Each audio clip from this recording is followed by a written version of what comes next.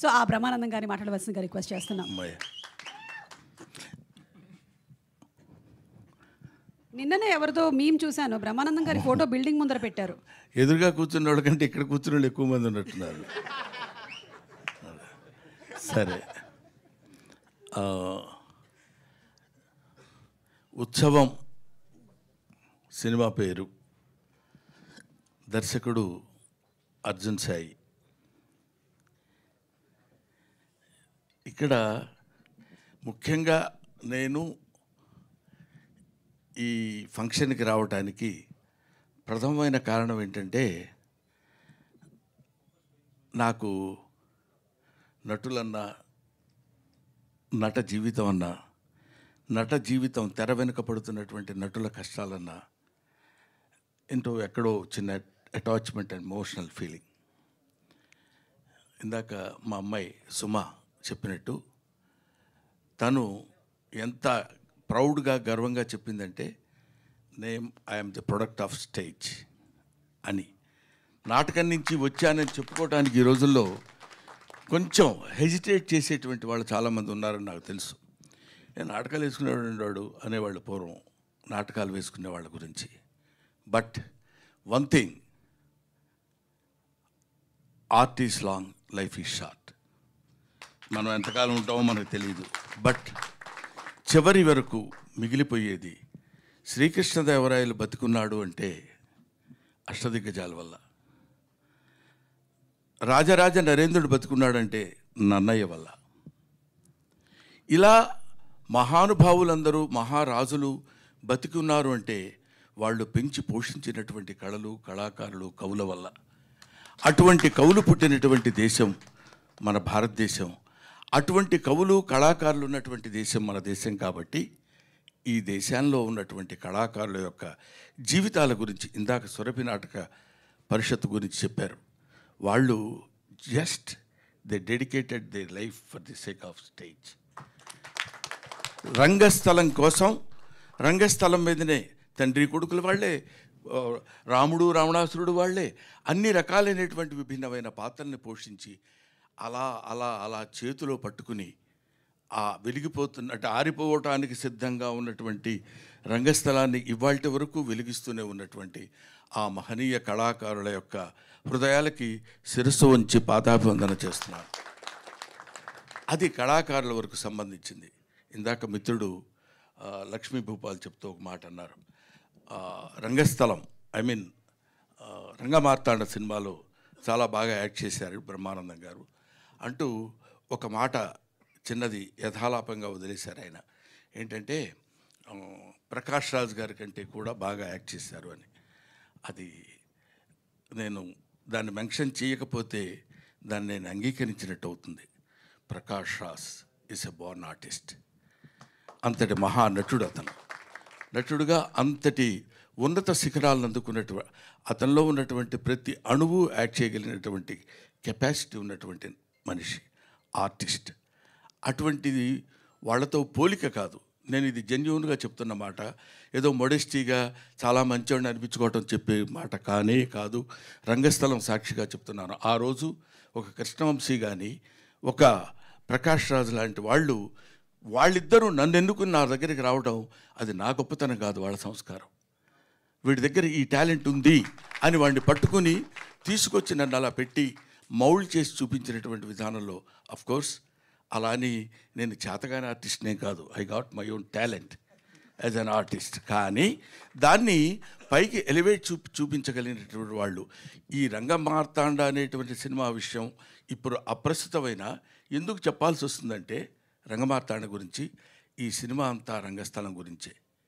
రంగస్థలంలో ఒక్కొక్కటి ఆలోచిస్తుంటే ఎంతమంది కళాకారులు మధ్యాహ్నం గబగబా ఇక్కడొక నాటకంలో ఒక వేషం వేసి, మళ్ళీ 10 గంటల నుంచి బయలుదేరి ఇంకో చోటుకి వెళ్ళి ఇంకో పరిషత్తులో నాటకం వేసి, అక్కడి నుంచి లారీలు పట్టుకుని వెళ్ళిపోయి నాటకాలు వేసినటువంటి ఇంతటి, ఇప్పుడు మనం స్వతంత్రం వచ్చింది ఆగస్టు 15 అనుకుంటాం. స్వతంత్రం ఎక్కడొచ్చిందంటే ఎంతోమంది త్యాగధనుల యొక్క ఒక దీన్ని సమాధి మీద నుంచి పుట్టినటువంటి అద్భుతమైన వృక్షాలు ఇవాళ మన స్వాతంత్రం. అలాగే ఈ రంగస్థలం మీద ఎంతోమంది కళాకారులు పుట్టారు పోయారు, పుట్టారు పోయారు. కానీ ఈ రంగస్థలం మీద ఉన్నటువంటి కళాకారుని బతికించేటువంటి శక్తి ఒక్క కళాకారుడికి మాత్రమే ఉంది. వాళ్ళది తెలుసుకుని ఇదిగో తమ్ముడు ఎల్బి శ్రీరామ్, ఈయన నన్ను ఎవరు చూస్తారు, ఎంత డబ్బు వస్తుంది, ఎంత ఆదాయం వస్తుంది, నేను ఏం చేయాలి, ఏం చేయకూడదు, దీనివల్ల ఉపయోగం ఏంటి అనేది లేదు. ఏదైనా చిత్తశుద్ధిగా తను నమ్మినటువంటి సిద్ధాంతాన్ని చక్కగా అమలు చేయడానికి నిరంతరం కృషి చేసేటువంటి ఒక అల్పజీవి నా తమ్ముడు. ఇవాటి వరకు ఎందుకు అట్లా ఉన్నాడంటే, అందుకే ఇప్పుడు ఈ చప్పట్లు కొడితే వినపడుతుంది. భవనపాటి కామేశ్వరరావు గారు చెప్తారు కీర్తిశేషుల నాటకంలో, ఆ చప్పట్లే కదరా ఆకలిగా ఉన్న కళాజీవికి పంచభక్ష ప్రమాణాలు. ఆ కళాకారు పంచభక్ష ప్రమాణాలు ఆ చప్పట్లే కదరా కళాకారుని విర్రెత్తింపచేసే ఏకైక సంఘటన. ఆ చప్పట్ల ముందు కరిగిపోకుండా ఎలారా నిలబడ్డాం అంటాడు. అది ఇక్కడ కూర్చుని ఇంటికి వెళ్తే ఫుడ్ ఉందా లేదా, బాధ, కష్టం, ఆ సుఖం, ఆ తాగుడ, ఇదన్నీ పక్కన పెట్టేసి అక్కడ కూర్చున్నటువంటి ఆ చివరి ఆ ప్రేక్షకుడి నుంచి ఈ ప్రేక్షకుడి వారి చేత వాళ్ళ చప్పట్లు, కరతాళ ధ్వనులు వినపడుతుంటే పొందేటువంటి ఆనందం అనిర్వచనీయం. దాన్ని ఎవరూ చెప్పడానికి వీల్లేదు, చేయటానికి వీల్లేదు. అంతటి మహనీయమైనటువంటి శక్తి సంపద కలిగినటువంటిది ఆర్ట్. అది ఆర్ట్. చాలామంది ఏమనుకుంటారంటే ఆర్ట్ అంటే ఏదో కళ అని, ఫైన్ ఆర్ట్స్ అంటే లలిత కళలు అని, లలితములైన కళలు అని, అంటే ఫైన్ ఆర్ట్స్ మృదువైన కళలు అని అనుకుంటారు. కాదు, లలితా గాయత్రి యొక్క అంశ చేత పొందబడినటువంటి కళలు లలిత కళలు. ఇది అందరికీ రావు, ప్రతివాడు నటించాలంటే కుదరదు. అది కొంతమందికి మాత్రమే. మా అమ్మాయి సుమ ఉంది.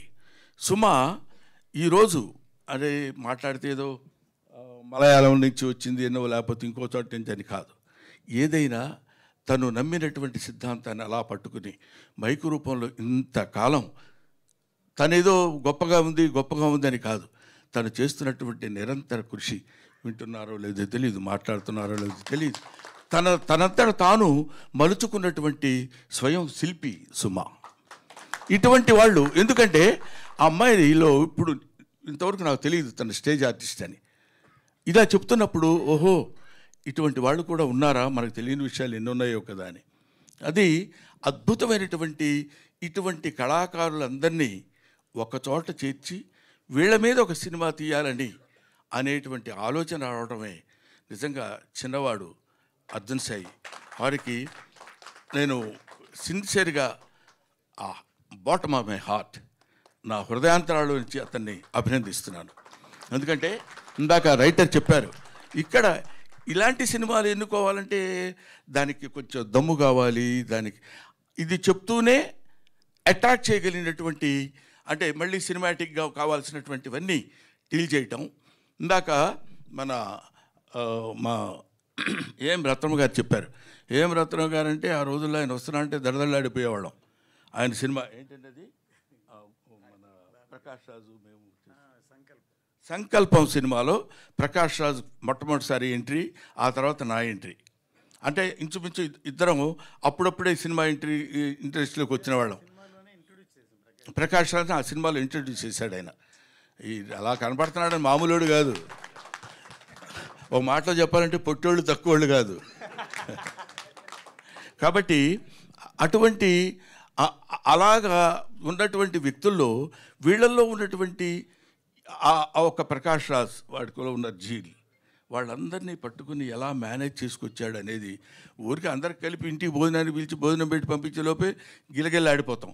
అటువంటిది ఒక సినిమా అనేటువంటి మహాయజ్ఞాన్ని, దాన్ని ఈ సినిమా అంటే మీకు ఎలా ఉంటుందో మీకు తెలుసు, నాకు తెలుసు, ప్రత్యేకంగా చెప్పాల్సిన అవసరం లేదు. ఇంతమంది నటీనటులను ఒక చోట చేర్చి వాళ్ళందరి మనోభావాలు ఎలా ఉంటాయో కనుక్కోగలిగినటువంటి వాడు అర్జున్ సాయి. అలా పట్టుకుని వాళ్ళందరినీ తీసుకొచ్చి, నేను ఒక్కడనే ఈ సినిమాలో బహుశా ఈ విగ్గులు లేకుండా ఉన్నాడు నేనే అనుకుంటా. న్యాచురల్ కాదు, అదేదో చెవులు ఊదాడు, అర్థం కాలేదు. నేను కూడా అర్థమైనట్టు యాక్ట్ చేయాలి. అది ఈ తర్వాత సినిమా అంతా అయిపోయింది కదా, రిలీజ్ రెడీగా ఉంది కదా, మొన్న వచ్చాడు ఇంటికి. ఎస్వి రంగారావు గారి గెటప్ ఉందండి, అదొక్కటి గురుగారు అంటాడు. ఆ ఫేస్ చూడగానే కుదరదు అనాలనిపించదు. అలా పడిపోతాం, మనకు తెలియకుండానే పడతాం. అలా పడేశాడు ఇంతమంది ఆర్టిస్టుల్ని, ఇంత పెద్ద పెద్ద టెక్నీషియన్స్. అంటే మామూలు విషయం కదా. ఒక అనూప్ రూబెన్స్ కానీ, తర్వాత మన గౌతమ్ ఎవరు రసూల్ ఎల్లోరా, అవి చూస్తుంటేనే ఒక అద్భుతమైనటువంటి వాళ్ళందరినీ పట్టుకుని ఇతనైనా ఇవన్నీ చేయించింది అనే అనుమానం మనకు కలిగే విధంగా ఒక అద్భుతమైన సినిమా తీశాడు. ఇది నిజంగా ఉత్సవమే. ఇది ఇలాంటి సినిమాలు బతకాలి, ఇలాంటి సినిమాలను మనం బతికించాలి అనేటువంటి అభిప్రాయంతో, ముఖ్యంగా నేను ఈ మధ్య మెడిటేటివ్ ప్రిన్సిపల్, ప్రతి పెద్ద సినిమా ఫంక్షన్లకు వెళ్తే అందరిలో ఒకళ్ళం అవుతాం. ఇలాంటి వాళ్ళకి మనం ఉపయోగపడితే, కళాకారుడిగా నేను ఏదో కొన్ని సంవత్సరాలు చేశాను, కొన్ని గొప్ప గొప్పవన్నీ చేసుకున్నాం. మీ అందరి దయ వల్ల నాకు మంచి పేరు వచ్చింది, మంచి కీర్తి వచ్చింది. ఆ విధంగా మంచి ఆనందకరమైనటువంటి ఆర్థిక పరంగా హ్యాపీగా ఉన్నాను. But I should be useful to the youngsters like you. మీలాంటి కుర్రాళ్ళకు ఉపయోగపడాలనే అభిప్రాయంతో మనవాడు పిలవగానే, అంటే కొంచెం గొప్పగా చెప్పాలంటే నిన్ననే బెహరీన్ నుంచి వచ్చాను, అయినా సరే నేను ఇక్కడికి వచ్చానంటే నేను ఎంత గొప్పవాడినో మీరు ఆలోచించండి అని చెప్పాల్సిన పరిస్థితి కాకుండా, అతను రాత్రి 11:30, 12 గంటలకు వస్తే, గురువుగారు అదొక చిన్న అదే applying voice, commanding voice, begging voice, Jabardasth voice తెలీదు. నేను చెప్తాను, ఇమిటేట్ చేసి మీరు వినండి. గురువుగారు ఎవరు? నేను గురుజీ అని. నన్ను మర్చిపోయారా మీరు? ఒక ప్రియుడితో అంటే చూడండి, నన్ను మర్చిపోయారా మీరు? ఇంకెందుకు ఈ లైఫ్, నా జీవితానికి ఇది ఎందుకు అన్నట్టు. అంటే ఎవరు మళ్ళీ నిద్రలో ఉంటాం, 12:30, 1 గంట అప్పుడు పొద్దున్నే చెప్పడానికి, గుర్తు చేయడానికి. అవునమ్మా, నేను అర్జున్ చెప్పమ్మా. ఏం లేదు గురించి, రేపే మంది ఒకసారి మీకు గుర్తు పడుకున్నట్టున్నారు మీరు. నేను అర్ధరాత్రి పూట లేచి అటు ఇటు తిరుగుతుంటాం రోడ్ల మీద, పండుకోబోదు చెప్పండి అని మీరు బాగా డిస్టర్బ్ చేసినట్టున్నారు, ఏమనుకోవద్దండి అని చెప్పి డిస్టర్బ్ చేయాల్సినంత చేసి, ఆ తర్వాత అంటే అది మాకు కందుకూరు వీరేశలింగం గారు ఏదో దీనిలో చెప్తూ, దెబ్బ తగిలితే ఎవడన్నా కొరడాతో కొట్టాడు అనుకోండి, చర్రమని రియాక్ట్ అయిపోతాం. ఏంట్రా అంటే కొడుతున్నావు ఏంటి అని గట్టిగా అడగగలం. ఓ అమ్మాయి వెళ్తున్నప్పుడు జడ అలా తపడారం తగిలి వెళ్ళిపోయింది అనుకోండి, దెబ్బ తగులుతుంది కానీ అది అర్జున్ సాయి. సో ఇటువంటి అద్భుతమైనటువంటి కళాకారుల యొక్క జీవితాల గురించి చెప్పి, ఆ జీవితాల్లో ఉన్నటువంటి విషయాలన్నింటినీ నిజంగా ఒక్కొక్కళ్ళు అద్భుతమైనటువంటి నటన ప్రదర్శించారు. It is going to become super duper hit. ఇవాళ నేను చెప్తున్నాను, మీరు నోట్ చేసుకోండి. ఎందుకంటే విభిన్నమైనటువంటి కథల్ని, వైవిధ్యమైనటువంటి కథల్ని ఆదరించేటువంటి రోజులు ఇవాళ వచ్చాయి. కాబట్టి అటువంటి స్థితి ముందు ఆయువు పట్టైనటువంటి, బేస్మెంట్ అయినటువంటి భూదేవి లాంటిది మన రంగస్థలం. కాబట్టి దాన్ని మీరు తప్పకుండా ఆదరించాలని, మీరందరూ ఆదరించే నటుడిగా నేను మనస్ఫూర్తిగా కోరుకుంటున్నాను. అది ఆ తర్వాత ఇక్కడ ఉన్న వాళ్ళందరికీ, హీరో నా గురించి ఏం చెప్పలేదు ఏంటంటే, పెద్ద తెలియదు నీ గురించి నాకు, అందుకని నేను ఎక్కువ చెప్పలేదు, ఏమనుకోవద్దు. బట్ హీరో లుకింగ్, హీరో అనకూడదా? అనొచ్చు. హీరో అంటే దిలీప్ సార్ అంటున్నాడు. దిలీప్ అంటే నా ఫ్రెండ్ అనుకుంటారయ్యా, హీరో కాదు. ఇప్పుడు రవి గారు ఉన్నాడు అనుకో, మామూలే మా ఫ్రెండ్ అని, మిస్టర్ రవి అని లేకపోతే అనొచ్చు. గబుక్కున హీరో గారంటే ఆ స్టేటస్ వేరు, ఆ పద్ధతి వేరు. గబుక్కున దిలీప్ వెరీ గుడ్, బాగా చేసేవా, నువ్వు పైకి వస్తావు అని ఇదంతా బోధాన వేసుకుని లేనిపోయింది అనవసరంగా మాట్లాడటం తప్పు అవుద్ది. కాబట్టి ఎనీవే, నాకు ఈ అవకాశాన్ని ఇచ్చిన అనే మాట మన ప్రతి చోట రంగస్థలం మీద మాట్లాడే మాటే కాదు. నిజంగా నాకు ఈ రంగస్థలం గురించి, ఈ ఉత్సవం గురించి, ప్రతి దానికి అతను తీసుకున్నటువంటి శ్రద్ధ గురించి, దర్శకుడు పడినటువంటి కష్టం గురించి మాట్లాడటం కోసమే నేను ఇక్కడికి వచ్చాను. ఇది నాకు ఒక అవకాశం కింద భావించాను. Thank you very very very much. Thanks a lot. Thank you so much Brahmanandam గారు. ఈరోజు ఈ కార్యక్రమంలో మాలాంటి యూత్ అందరి గురించి ఇంత ఉత్సాహపరుస్తూ మాట్లాడినందుకు ధన్యవాదాలు తెలియచెప్తూ ఉన్నాము. Thank you very much sir. అందరూ చెప్పినట్టుగానే మనకేంటంటే ఈ పోస్టర్ చూస్తుంటే ఒక జంధ్యాల గారు అలాగే ఒక ఈవీవి సత్యనారాయణ గారి సినిమాలన్నీ మళ్ళీ గుర్తొస్తున్నాయి. ఈ తరానికి ఇలాంటి పోస్టర్లు చాలా అరుదుగా కనిపిస్తూ ఉన్నాయి. అర్జున్ సాయికి అలాగే సురేష్ గారికి శుభాకాంక్షలు తెలియచెప్తూ ఉన్నాము టు కంప్లీట్ టీమ్. ఇక ఉత్సవానికి సంబంధించిన మరిన్ని విశేషాలు